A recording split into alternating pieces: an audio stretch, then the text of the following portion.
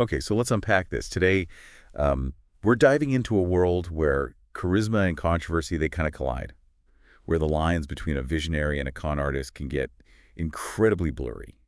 You know what I mean? Yeah. Our subject, Lance Armstrong, Hmm. the cyclist who captivated the world, Right. first with his athletic prowess and inspiring story of overcoming cancer, and then with one of the most shocking doping scandals in sports history. What's fascinating about Armstrong is the sheer complexity of his story.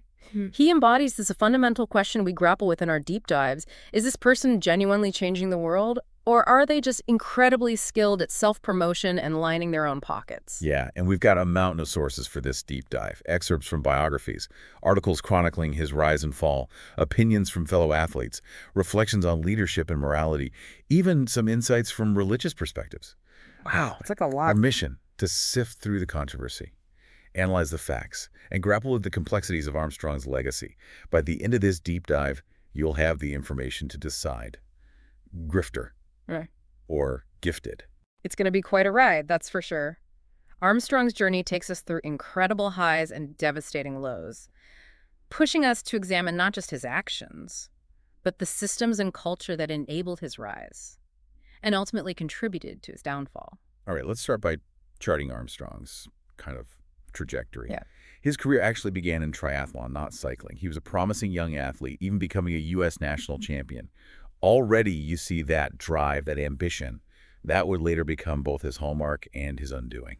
It's important to note that even in those early days, there were glimpses of the competitive fire that would define Armstrong. He wasn't just participating, he was driven to win, to be the best. In the early 90s, he transitioned to professional cycling and quickly found success. He won the World Road Race Championship in 1993 at just 21 years old. Wow, very young. That victory launched him onto the international stage Yeah. and signaled his potential for greatness. It's a classic underdog story, in a way. Here's this young, relatively unknown American cyclist bursting onto the scene and challenging the established European dominance in the sport. Right. But just a few years later, at the peak of his early success, tragedy struck. Yeah. In 1996, at the age of 25, Armstrong was diagnosed with stage 3 testicular cancer. It had spread to his lungs, brain, and abdomen. The prognosis was grim. This diagnosis could have easily ended his career and even his life. But what happened next is what truly captured the public's imagination and made Armstrong such a powerful figure. He underwent grueling chemotherapy and surgery, enduring intense physical and emotional pain. And incredibly, against all odds, he made a full recovery. His return to cycling was nothing short of inspiring. This is where the narrative of Lance Armstrong takes a dramatic turn. He becomes more than just an athlete. He becomes a symbol of hope, of resilience, of the human spirit's ability to overcome even the most daunting challenges. Absolutely. In 1999, he achieved what many considered a miracle. He won his first Tour de France. This victory cemented his status as a global icon. He went on to win an unprecedented 7 consecutive tours, from 1999 to 2005, a feat unmatched in the history of the sport. These victories, coupled with his cancer survival story, catapulted Armstrong to a level of fame and adoration few athletes ever achieve. He became a motivational speaker, a best-selling author, and a philanthropist, founding the Livestrong Foundation, which raised millions of dollars for cancer research and support. And it was during this period of unprecedented success that the whispers began. Allegations of doping. These rumors persisted throughout his career, but Armstrong vehemently denied any wrongdoing, often aggressively attacking his accusers. This is where the seeds of doubt are sown. There's this incredible story of triumph over adversity. But lurking beneath the surface are these persistent allegations, these questions about the legitimacy of his achievements, and Armstrong's response. His defiant denials and attacks on those who questioned him only added fuel to the fire. Yeah, it really did. And for years, Armstrong managed to maintain this facade, successfully deflecting investigations and lawsuits. He was a master at controlling the narrative, using his charisma and influence to silence critics and protect his image. This is a key aspect of what we're examining, the power of personality. Armstrong wasn't just an athlete, he was a brand, a carefully constructed image of resilience and hope.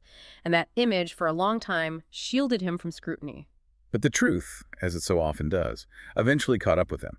In 2012, the U.S. Anti-Doping Agency, or USADA, launched a comprehensive investigation into Armstrong and his team. What they uncovered was a sophisticated doping program, a web of deceit that had spanned years. This is where the house of cards begins to crumble.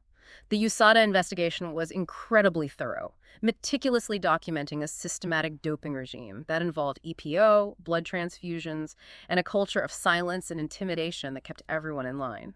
The report was damning. It detailed how Armstrong and his associates had gone to extraordinary lengths to cover up their activities, pressuring teammates, intimidating witnesses, and even engaging in legal battles to silence those who threatened to expose the truth. This is a critical turning point in Armstrong's story. The evidence is overwhelming, and the carefully constructed image of the heroic cancer survivor starts to crack. The world is forced to confront the possibility that the man they had admired, the man who had inspired millions, might be a fraud. And the fallout from the USADA report was swift and severe.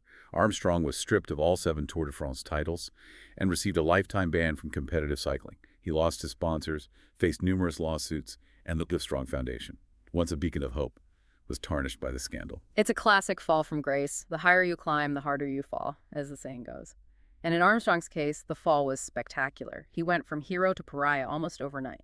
In 2013, a year after the USADA report was released, Armstrong finally admitted to doping in an interview with Oprah Winfrey. But even in his confession, there was a lack of genuine remorse, a defiance that left many feeling unsatisfied. This confession, rather than offering redemption, seemed to further solidify the perception that Armstrong was more interested in protecting himself than in taking full responsibility for his actions and the harm he had caused. His limited apology and the lingering questions about his sincerity raise an important point. Can we separate the athlete from the person? Can we acknowledge the good that Armstrong did through his cancer advocacy, while still condemning his deception? That's the core dilemma we're grappling with here. How do we assess someone who has done both good and bad things? Can we celebrate their achievements while holding them accountable for their wrongdoings? Is there room for nuance in a world that often demands black and white judgments? One of the sources we have examines Armstrong's story through a religious lens, using the Catholic rite of reconciliation as a framework for understanding forgiveness and redemption.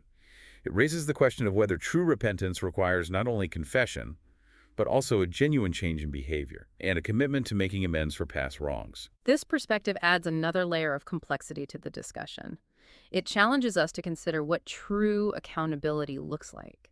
Is it enough to simply admit guilt? Or is there a deeper obligation to right the wrongs and seek forgiveness from those you've harmed? And based on what we've seen so far, it's debatable whether Armstrong's limited confession and continued defiance truly demonstrate that level of remorse and commitment to change. Absolutely. And that lack of demonstrable remorse makes it difficult for many to offer forgiveness. It raises questions about whether Armstrong truly understands the extent of the damage he caused, not just to his own reputation, but to the sport of cycling and the people around him. Let's talk about that damage for a second. Yeah. Because it wasn't just limited to Armstrong's reputation.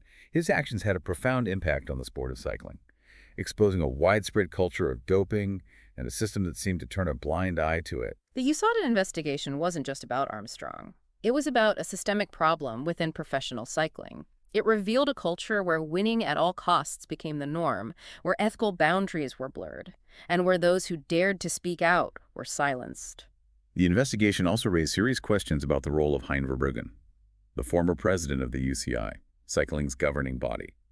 Verbruggen has been accused of actively covering up positive tests and protecting Armstrong, even accepting donations from him. These allegations, if true, point to a deeply concerning level of corruption within the sport's leadership. They suggest that Armstrong's doping wasn't just an isolated incident, but was part of a wider system of complicity and deceit. It's a reminder that sometimes the most compelling narratives, the most inspiring stories, can be carefully constructed facades that mask a darker reality. And it's our job as critical thinkers to peel back those layers and examine the evidence with a discerning eye. Precisely. We can't just accept things at face value, especially when dealing with figures who hold positions of power and influence. We have to be willing to ask tough questions, to challenge the status quo, and to demand accountability, even from those we admire. And that brings us to another important aspect of this deep dive, the human cost of Armstrong's deceit. His actions didn't just tarnish the sport. They had real-world consequences for those around him, particularly his teammates. One of the sources we have details the experience of Bradley Wiggins, another British cyclist who, like Armstrong, was found to have used performance-enhancing drugs. Wiggins's case, however, raises important questions about the fairness and consistency of punishment in these situations. Wiggins was granted a therapeutic use exemption, or TUE, for the drug in question, meaning he wasn't technically breaking any rules. But the fact that he was later found to have potentially misused this exemption raised concerns about the legitimacy of the TUE system and the potential for abuse. And unlike Armstrong, who for years managed to evade serious consequences, Wiggins faced severe repercussions. He lost sponsorships, was publicly shamed, and even had to sell his Olympic medals and trophies to stay afloat. The disparity in their outcomes is striking.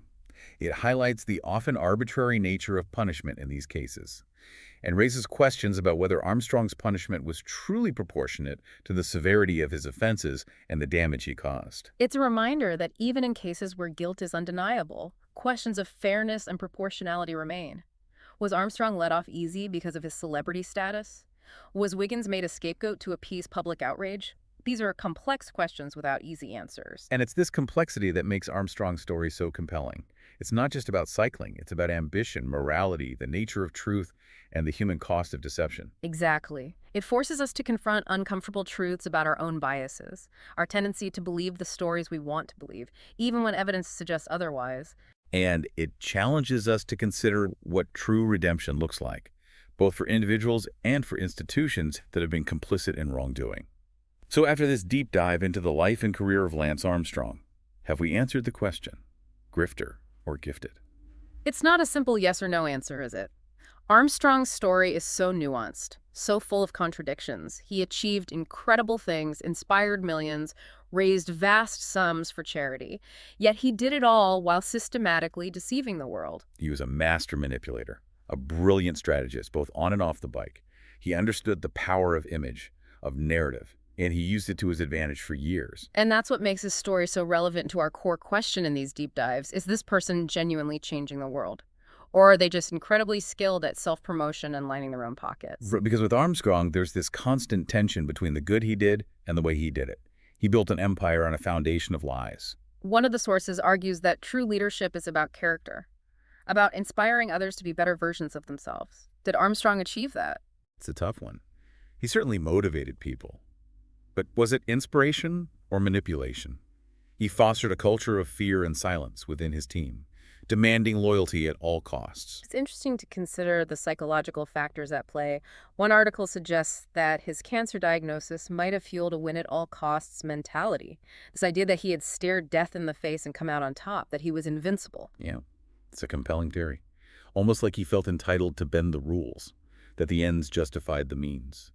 But then, if we're talking about a genuine desire to change the world, shouldn't that include taking responsibility for your actions, even the bad ones? And that's where Armstrong falls short for many people. He's never truly expressed remorse for the harm he caused to others, focusing more on the perceived unfairness of his punishment. That lack of empathy makes it hard to see him as a genuine force for good. Looking at all this information, what stands out to you? Was his charitable work through Live strong enough to outweigh the deception? Can we separate the athlete from the person, celebrating the achievements while condemning the actions? These are the kinds of questions we want to leave you wrestling with. There are no easy answers. But by examining these complex figures, by digging into their motives and the impact of their actions, we hopefully gain a better understanding of the world around us. And perhaps, even more importantly, we develop our own critical thinking skills. Because in a world where charisma and controversy often go hand in hand, where the line between visionary and con artist can be blurry, it's crucial to be able to discern truth from fiction. And remember, even when someone seems genuinely passionate about a cause, even when they achieve remarkable things, it's always worth taking a closer look, examining the evidence, and asking yourself, is this person truly changing the world? Or are they just incredibly good at marketing themselves? That's a powerful thought to leave us with. As we wrap up this deep dive into the world of Lance Armstrong, we encourage you to keep questioning, keep exploring, and keep seeking the truth, no matter how uncomfortable it might be. Until next time, stay curious.